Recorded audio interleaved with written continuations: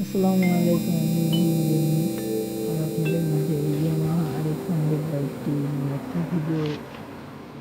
মাত্র 15,000 টাকা এটা কেনা হয়েছে।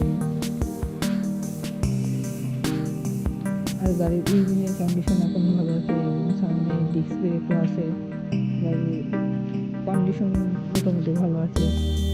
আউটলুকটা দেখতে একটু নর্মাল, তাছাড়া গাড়ি সব কিছু ভালো আছে। আর এই গাড়িটা আপনাদের